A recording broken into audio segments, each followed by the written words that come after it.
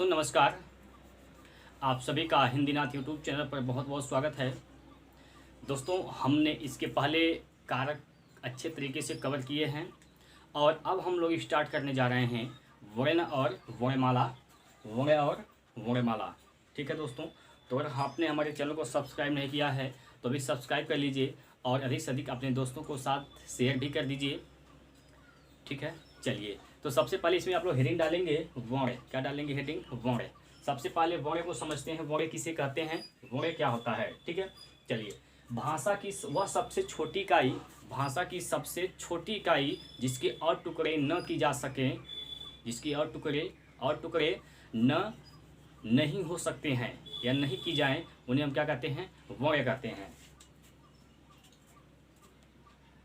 भाषा की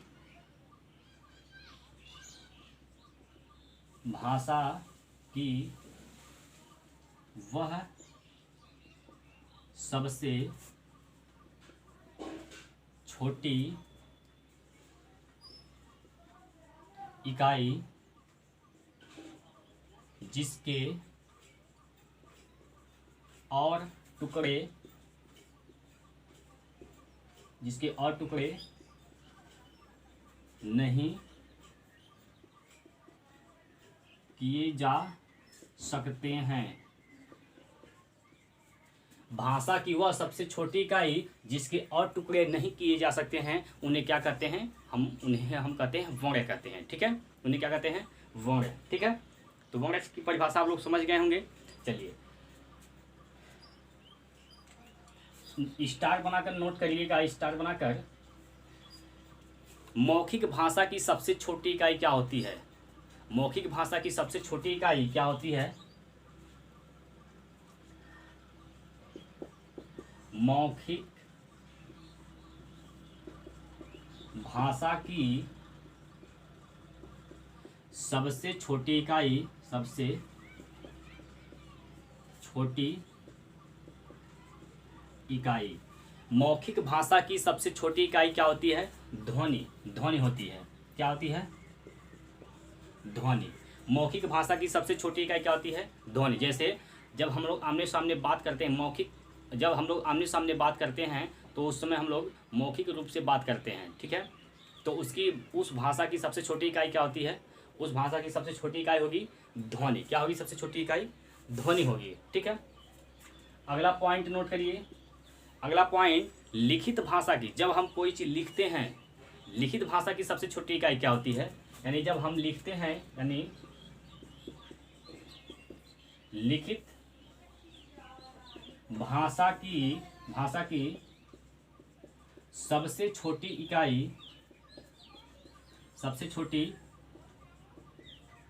इकाई, जब हम लोग लिखते हैं तो उसकी, यानी उसे हम लिखित भाषा कहते हैं। जब कोई चीज़ हम लिख कर किसी को बताते हैं तो उसे हम कहते हैं लिखित भाषा। और लिखित भाषा की सबसे छोटी इकाई क्या होती है?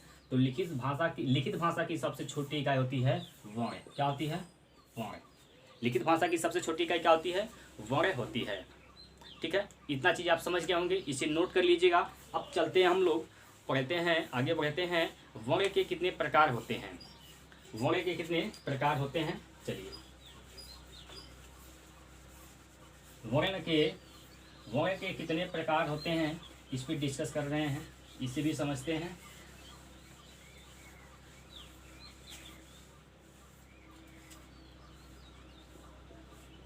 वर्ण के कितने प्रकार होते हैं? ठीक है, वर्ण के कितने प्रकार होते हैं, यानी वर्ण के प्रकार के होते हैं, ये हमें जानना है। तो वर्ण के कितने प्रकार होते हैं? 2। वर्ण के कितने प्रकार होते हैं मेरे दोस्तों? वर्ण के 2 प्रकार होते हैं। और कौन कौन से 2 प्रकार होते हैं? चलिए, वर्ण के कितने प्रकार होते हैं? 2। कौन कौन से होते हैं? 2। एक तो होता है स्वर, और एक होता है व्यंजन। एक होता है स्वर और एक होता है व्यंजन। वर्ण के 2 प्रकार होते हैं, एक होता है स्वर और एक होता है व्यंजन। ठीक है, एक स्वर और एक व्यंजन। ठीक है, अब चलते हैं, अभी हम लोग वर्ण के बारे में सिर्फ पढ़े हैं। इसके बाद अब हम लोग पढ़ेंगे वर्णमाला क्या होती है। ठीक है, वर्ण के दो प्रकार होते हैं, एक स्वर एक व्यंजन, एक स्वर एक व्यंजन। ठीक है, चलिए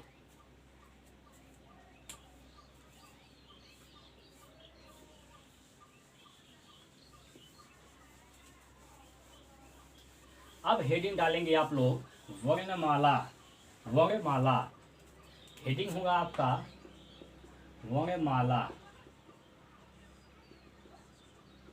हेडिंग क्या होगा? वर्णमाला होगा हेडिंग। चलिए, वर्णमाला किसे कहते हैं? वर्णमाला किसे कहते हैं? वर्णों का व्यवस्थित समूह है।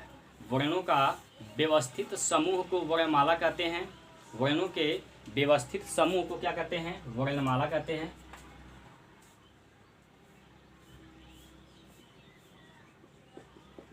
वर्णों के व्यवस्थित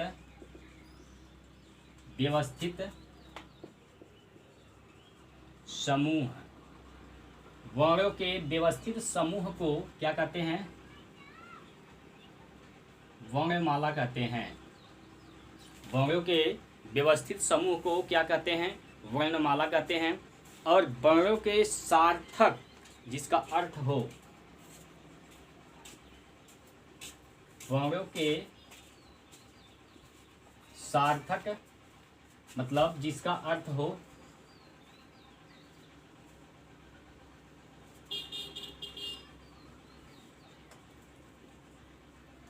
जिसका अर्थ हो, उस समूह को कहते हैं शब्द। वर्णों के व्यवस्थित समूह को वर्णमाला और वर्णों के सार्थक समूह को क्या कहते हैं? शब्द कहते हैं। ठीक है, वर्णमाला होते कितने हैं? तो वर्णमाला होते हैं, वर्णमाला में वर्णों की संख्या कितनी होती है? वर्णमाला में वर्णों की संख्या होती है 52। 52 वर्ण होते हैं वर्णमाला में। ठीक है, तो इतना पॉइंट आप लोग नोट कर लीजिएगा। अब चलते हैं आगे। वाक्य कैसे बनता है? सबसे छोटी इकाई क्या होती है? सबसे छोटी इकाई होती है वर्ण। देखिए, वर्ण से एक क्रम है, वाक्य बनने का क्रम है। सबसे पहले वर्ण, वर्ण से बनता है शब्द। वर्ण से क्या बनता है? शब्द। सबसे पहले वर्ण, वर्ण से शब्द, शब्द से बनता है पदबंध। पदबंध, और पदबंध से बनता है उपवाक्य। उपवाक्य, और उपवाक्य के बाद उससे बनता है आपका वाक्य। क्या बनता है? वाक्य बनता है। ठीक है, तो यह क्रम आप लोग नोट कर लीजिएगा और याद भी होना चाहिए। ठीक है, अब चलते हैं हम लोग वर्ण को कितने भाग में बांटा गया है? वर्ण को 2 भाग में बांटा गया है, स्वर और व्यंजन। और वर्णमाला को कितने भागों में बांटा गया है? तो वर्णमाला को 4 भागों में बांटा गया है। वर्णमाला को कितने भागों में बांटा गया है? 4 भागों में बांटा गया है।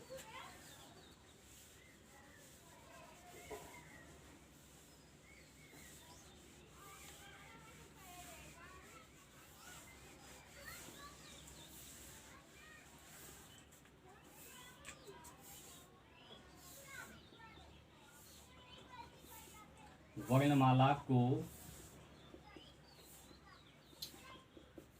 4 भागों में बांटा गया है। वर्णमाला को कितने भागों में बांटा गया है? तो 4 भागों में बांटा गया है। ये 4 भाग हैं कौन कौन से? चलिए देखिए, इस 4 भाग कौन कौन से हैं? 4 भाग हैं वर्णमाला के। कितने भाग हैं? 4 भाग। कौन कौन से भाग होते हैं? एक तो होता है स्वर। एक क्या होता है? पहला भाग है स्वर। स्वर, इसके बाद व्यंजन। व्यंजन, इसके बाद होता है स्वर व्यंजन। इसके बाद होता है, इसके बाद होता है विसर्ग। विसर्ग, स्वर व्यंजन विसर्ग। और जो चौथा पार्ट है, चौथा भाग है, वह होता है अनुस्वार। अनुस्वार, अनुस्वार, ठीक है। ये है वर्णमाला के 4 भाग, स्वर, व्यंजन, स्वर, व्यंजन और विसर्ग, उसके बाद होता है अनुस्वार, ठीक है। ये वर्णमाला के 4 भाग हैं। हमें चारों भाग को एक एक करके सभी को डिटेल से पढ़ना है, ठीक है। तो इसमें आप लोग पहला हेडिंग डालेंगे स्वर, इसमें आप लोग पहला हेडिंग डालेंगे स्वर, ठीक है। इसमें पहला हेडिंग डालेंगे आप लोग स्वर, स्वर, ठीक। वर्णमाला को कितने भागों में बांटा गया है? 4, स्वर, व्यंजन, विसर्ग और अनुस्वार। तो इसमें हम लोग सबसे पहले पढ़ेंगे स्वर, तो हेडिंग होगा हमारा स्वर। तो सबसे पहले यह हम जाने कि स्वर किसे कहते हैं, स्वर किसे कहते हैं, ठीक है। स्वर किसे कहते हैं? देखिए, जिन वर्णों के उच्चारण में मुख से निकलने वाली वायु बिना रुकावट के निकलती हों तो उन्हें हम क्या कहते हैं? उन्हें हम कहते हैं स्वर। क्या कहते हैं? स्वर कहते हैं, ठीक है। तो यहाँ पे लिख दे रहा हूं मैं, जिन वर्णों के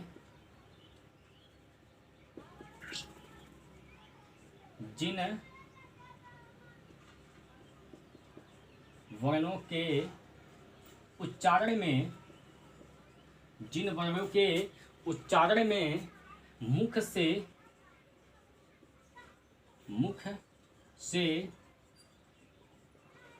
निकलने वाली वायु, जिन वर्णों के उच्चारण में मुख से निकलने वाली वायु मतलब हवा बिना रुकावट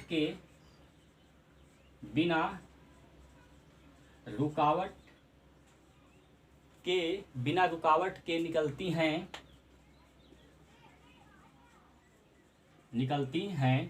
उन्हें क्या कहते हैं? उन्हें स्वर कहते हैं। उन्हें क्या कहते हैं? स्वर कहते हैं, ठीक है। ये इनका उच्चारण ये स्वतंत्र होती हैं। ये स्वतंत्र इकाई है। ये क्या है? स्वतंत्र इकाई है, ठीक है। जिन वर्णों के उच्चारण में मुख से निकलने वाली वायु बिना रुकावट के बाहर निकलती है तो उन्हें हम क्या कहते हैं? स्वर कहते हैं। और स्वर क्या होती है? स्वतंत्र इकाई होती है। स्वर को बोलने के लिए किसी अन्य भी स्वर या व्यंजन की आवश्यकता नहीं होती है। स्वर को बोलने के लिए किसी अन्य वर्ण की आवश्यकता नहीं होती है, ठीक है। तो इसलिए स्वर क्या है? एक स्वतंत्र इकाई है, ठीक। चलिए, अब हम समझते हैं स्वर के कितने भेद होते हैं, यानी स्वर के कितने प्रकार होते हैं। चलिए, अब लिखेंगे हम लोग स्वर के प्रकार। स्वर की परिभाषा समझ में आ गई। अब हम लिखेंगे स्वर के प्रकार। चलिए आगे चलते हैं। हम लोग स्वर के प्रकार कितने होते हैं? स्वर के प्रकार, स्वर के कितने प्रकार होते हैं? तो स्वर के मुख्यतः 3 प्रकार होते हैं। मुख्यतः कितने प्रकार होते हैं? 3 प्रकार। स्वर के कितने प्रकार होते हैं? तो 3 प्रकार होते हैं। कौन कौन से होते हैं? स्वर के 3 प्रकार होते हैं, ठीक है। स्वर के कितने प्रकार होते हैं? मुख्यतः 3 प्रकार के होते हैं। तो इसमें जो पहला प्रकार होगा, स्वर का पहला प्रकार होगा, वह होगा लघु स्वर। लघु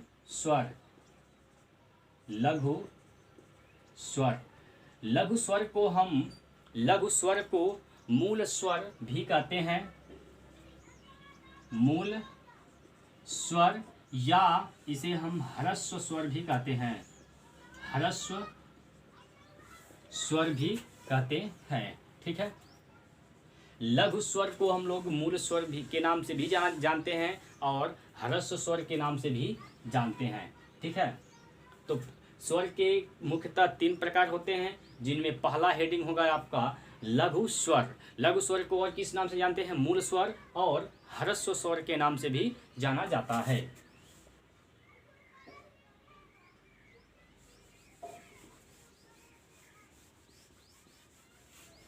चलिए अब हम लोग इसके बारे में पढ़ते हैं कि लघु स्वर, मूल स्वर या ह्रस्व स्वर किसे कहते हैं। इसकी पहचान कौन कौन कैसे होगी?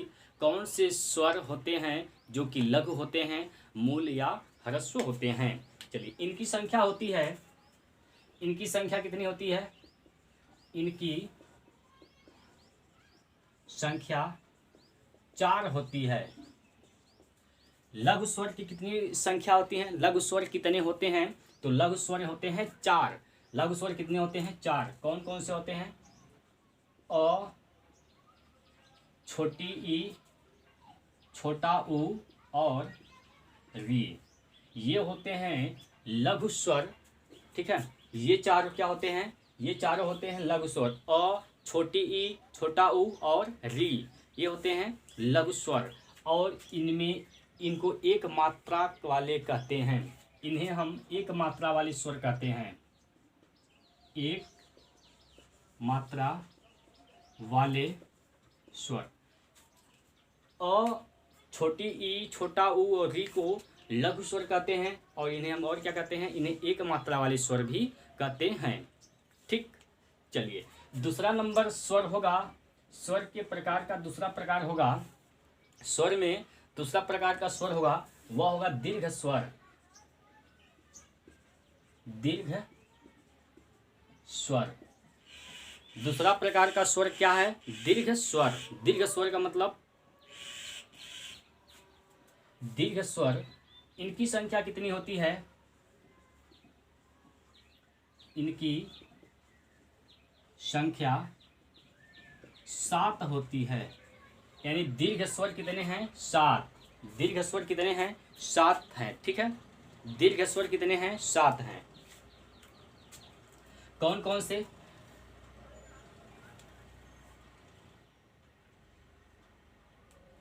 कौन कौन से 7 दीर्घ स्वर होते हैं? देखिए, अ निकल गया तो क्या बचा? आ बचा। छोटी निकला, बड़ी ई बचा। स्वर 11, मानक स्वर 11 होते हैं, जिनमें से तो 4 तो हो गए आपके, 4 हो गए लघु स्वर, तो 7 स्वर और बचे, वह होंगे आपके दीर्घ स्वर। तो इनके बाद जो भी बचा, इनके बाद जो बचा वह सारा क्या हो जाएगा? दीर्घ स्वर हो जाएगा। आ, बड़ी ई, छोटा ऊ निकल गया तो बड़ा ऊ बचेगा। ए होगा, फिर ए, री निकल गया, ओ होगा, औ होगा। कितने हुए? 1 2 3 4 5 6 7। तो यह है, ये 7 हो गए दीर्घ स्वर। ये 7 हो गए दीर्घ स्वर। इनमें 2 मात्राएं होती हैं, इन्हें 2 मात्रा वाले कहते हैं। 2 मात्रा वाले, इन्हें हम 2 मात्रा वाले स्वर कहते हैं। ठीक है, चलिए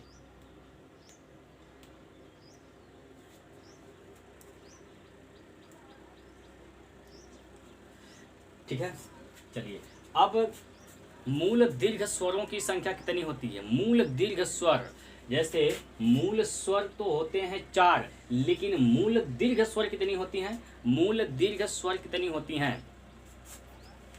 मूल दीर्घ स्वर, मूल दीर्घ स्वर, दीर्घ स्वर, मूल दीर्घ स्वर कितनी होती हैं? 3। मूल दीर्घ स्वर कितनी होती हैं? 3 होती हैं। यहाँ ध्यान से समझिएगा, यहाँ मूल लिखे हैं लेकिन यहाँ दीर्घ भी लिखे हैं, तो इस यहाँ हो जाएगा मूल दीर्घ स्वर 3 होती हैं। कौन कौन से? एक तो होता है आ, एक होता है आ होता है, बड़ी ई होता है, बड़ी ई और बड़ा ऊ, ये हैं मूल दीर्घ स्वर। ठीक है, संयुक्त स्वरों की संख्या कितनी होती है? संयुक्त स्वर, संयुक्त स्वर कितने होते हैं? संयुक्त स्वर कितने होते हैं? तो संयुक्त स्वर 4 होते हैं, 4। कौन कौन से होते हैं? ए,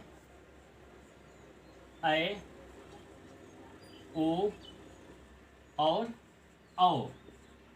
ठीक है। दीर्घ स्वर में 3 तो हो गए मूल दीर्घ स्वर आ, ई, उ। इसके बाद जो बचते हैं दीर्घ स्वर में वो होते हैं संयुक्त दीर्घ स्वर, वो होते हैं संयुक्त दीर्घ स्वर। और कितने हो जाएंगे? 4। ए, ऐ, ओ, औ। ठीक है। ए कैसे मिलकर बनता है? यह कि ए किससे मिलकर बनता है? अ और छोटी ई से, अ और छोटी ई से। ठीक। जब दो वर्णों के मेल से जब कोई नया वर्ण बनता है तो उसे हम कहते हैं संयुक्त वर्ण। ठीक है। दो स्वर हैं, दोनों क्या हैं? स्वर हैं। दो स्वरों के मेल से एक नया स्वर का निर्माण हो रहा है, दो स्वरों के मेल से एक नया स्वर बन रहा है, तो इसलिए हम इसे कहेंगे संयुक्त स्वर। क्या कहेंगे? संयुक्त स्वर कहेंगे। चलिए, ऐ कैसे बनता है? ऐ, अ प्लस ए, अ प्लस ए से बनता है ऐ। ओ कैसे बनता है? ओ किससे मिलकर बनता है? ओ बनता है अ प्लस छोटा ऊ से मिलकर ओ बनता है। औ किससे बनता है? अ प्लस ओ, अ प्लस ओ के मेल से क्या बनता है? औ बनता है। ठीक है। तो ये था अभी स्वर के 2 प्रकार हम लोग पढ़े हैं, मूल स्वर और दीर्घ स्वर। अब चलते हैं अगला प्रकार, तीसरा नंबर का प्रकार, स्वर का तीसरा नंबर प्रकार होता है वह है प्लुत स्वर। क्या है? प्लुत स्वर। स्वर का तीसरा प्रकार होता है प्लुत स्वर।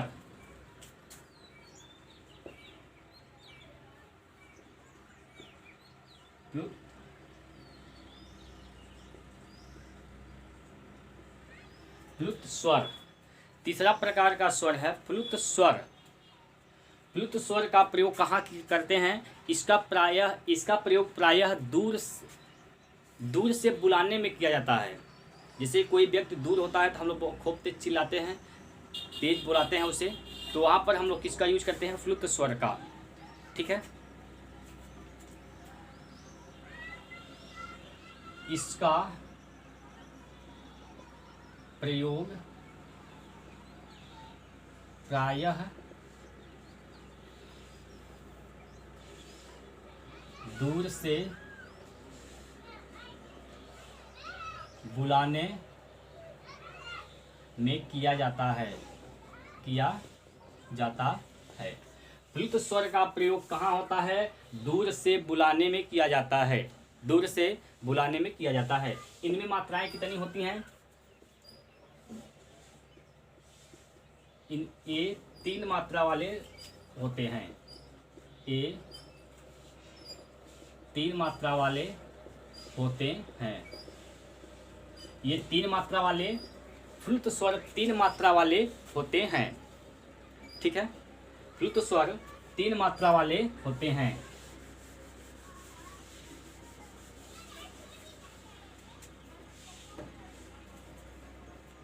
जैसे एग्जाम्पल में नोट करिए, एग्जाम्पल इसका है राम।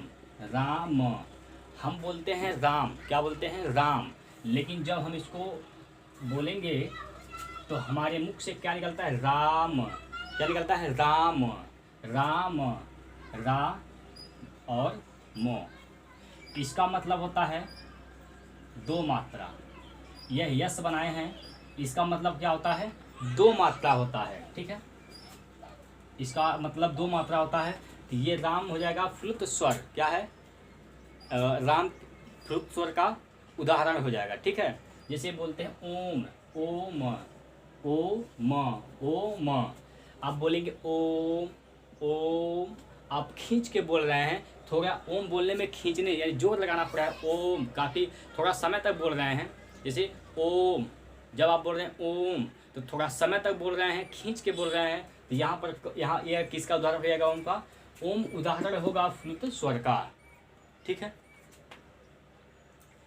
इसको जब हम लिखेंगे तो ऐसे होगा, इस प्रकार से होगा। ठीक है, चलिए, तो ये था स्वर के प्रकार। स्वर 3 प्रकार के होते हैं, मूल स्वर, दीर्घ स्वर और फ्लुत स्वर। मूल स्वर, दीर्घ स्वर और फ्लुत स्वर। अब हम आगे पढ़ेंगे, आगे बढ़ रहे हैं। स्वरों की संख्या कितनी होती है? स्वरों की संख्या कितनी होती है?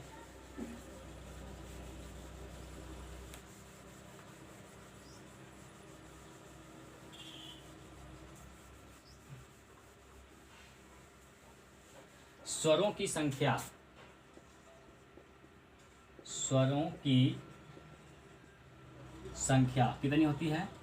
तो स्वरों की संख्या होती है 11। मानक स्वर होते हैं 11। ठीक है, अगर पूछा जाए स्वरों की संख्या कितनी होती है तब आप उत्तर बताएंगे 11। अगर पूछा जाए कुल स्वरों की संख्या कितनी होती है, कुल स्वरों की संख्या, तब इसका आंसर होगा 13। स्वरों की संख्या 11, कुल स्वरों की संख्या 13। ठीक है, मौखिक स्वरों की संख्या कितनी होती है? मौखिक स्वर कितने होते हैं? मौखिक स्वरों की संख्या भी 11 होती है। मौखिक स्वरों की संख्या कितनी होती है? 11। मौखिक स्वरों की संख्या 11, लेकिन लिखित स्वरों की संख्या कितनी होती है? लिखित स्वर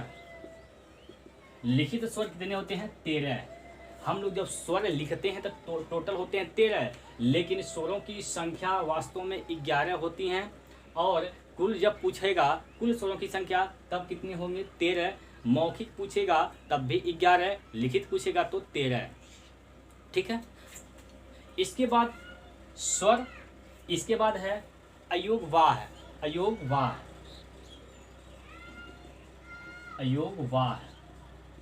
अयोगवाह का कौन कौन से स्वर को हम अयुग्वाह कहते हैं? यानी अयुग्वाह कौन कौन से होते हैं? तो अयुग्वाह होते हैं अंग और अह। अंग और अह, इन दोनों को हम लोग क्या कहते हैं? अयुग्वाह कहते हैं। ठीक है, अंग और अह को अयुग्वाह कहते हैं। ये क्या है? इसके ऊपर एक बिंदी लगा है, इसे हम अनुस्वर कहते हैं। अनुस्वर। ठीक है, और इसे क्या कहते हैं? इसके बगल में पीछे 2 बिंदी लगा है, यहाँ पर 2 बिंदी लगा है, इसे हम कहते हैं विसर्ग। इन्हें क्या कहते हैं? विसर्ग कहते हैं। ठीक है, अयुग्वाह क्या होता है? अयुग्वाह क्या होता है? स्वर तथा व्यंजन के बीच की कड़ी।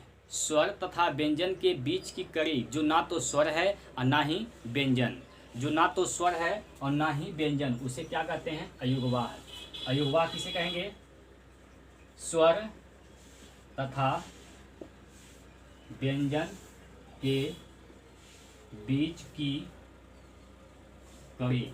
ठीक है, जो ना तो स्वर और ना ही व्यंजन, जो ना तो स्वर हो और ना ही क्या हो? व्यंजन हो, उन्हें हम क्या कहते हैं? अयुग्वाह। तो अंग और अह, ना तो यह स्वर में आएगा और ना ही व्यंजन में आएगा, यह दो स्वर और व्यंजन के बीच में आएगा। स्वर और व्यंजन के बीच में आएगा, ये बीच की कड़ी होगा, इसलिए हम इसे कहते हैं अयुग्वाह।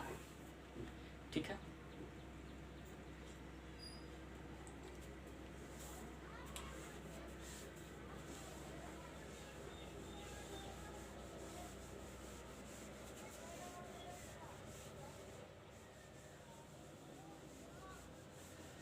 अब हम लोग स्वर के 3 प्रकार पढ़ चुके हैं। आगे हम लोग पढ़ेंगे, अब हम लोग पढ़ेंगे उच्चारण के आधार पर स्वर। उच्चारण के आधार पर स्वर के कितने भेद होते हैं? उच्चारण के आधार पर स्वर के कितने भेद होते हैं? चलिए, उच्चारण के आधार पर, उच्चारण के आधार पर, उच्चारण के आधार पर। ठीक है, अ आ ई उ ए ऐ एक मिनट, अ आ उ आ ई उ। इसके बाद री लिखेंगे, री री री।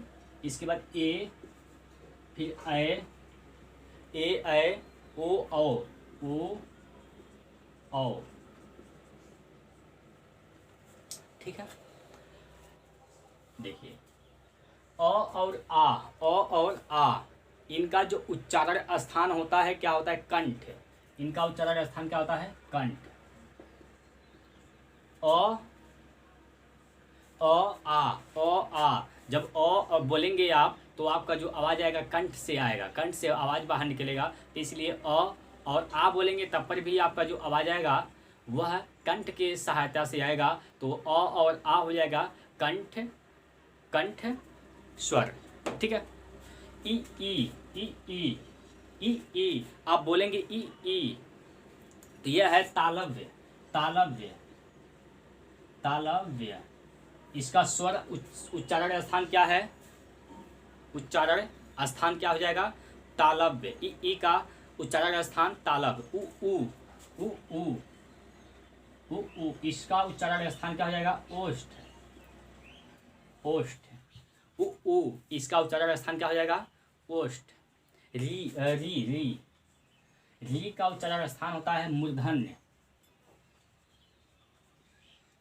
मूर्धन्य। चलिए ए कैसे बनता है? ए बनता है अ प्लस छोटी ई की सहायता से। ए का निर्माण बनता है कैसे? अ और छोटी ई की सहायता से। तो अ का स्थान तो होता है कंठ, लेकिन छोटी ई का स्थान होता है तालव्य। तो ए का उच्चारण स्थान हो जाएगा कंठ तालव्य। क्या हो जाएगा? कंठ तालव्य, कंठ तालव्य। ए कैसे बनता है? ए यह बनता है अ प्लस ए से, अ प्लस ए से। तो अ का तो उच्चारण स्थान कंठ है, ए का उच्चारण स्थान कंठ तालव्य है। ठीक है, इसका भी, इन दोनों का उच्चारण स्थान कहाँ से होगा? कंठ तालव्य से होगा। ए और ए का दोनों का उच्चारण स्थान कहाँ से होगा? कंठ तालव्य से होगा। इसके बाद आता है ओ और औ, ओ और औ। इनका भी उच्चारण स्थान, इनका उच्चारण स्थान कहाँ से होगा? कंठ प्लस ओष्ठ। जैसे देखिए ओ कैसे बनता है? ओ बनता है अ प्लस उ से। ओ बनता है किससे? अ प्लस उ से। अ प्लस उ से बनता है ओ। अ का उच्चारण स्थान कंठ, उ का उच्चारण स्थान ओष्ठ। तो इसका उच्चारण स्थान कहाँ से हो जाएगा? इन दोनों का उच्चारण स्थान हो जाएगा कंठ ओष्ठ, कंठ ओष्ठ, कंठ ओष्ठ। ठीक है, तो ये थे आज के स्वर, और इसके बाद हम लोग फिर कंठ पढ़ेंगे आगे। अभी बहुत सारे पढ़ने हैं। इसके बाद पढ़ेंगे हम लोग ओष्ठ आकृति के आधार पर स्वर के भेद। ठीक है, तो कल अगले वीडियो में हम लोग पढ़ेंगे। आज के लिए इतना ही, धन्यवाद।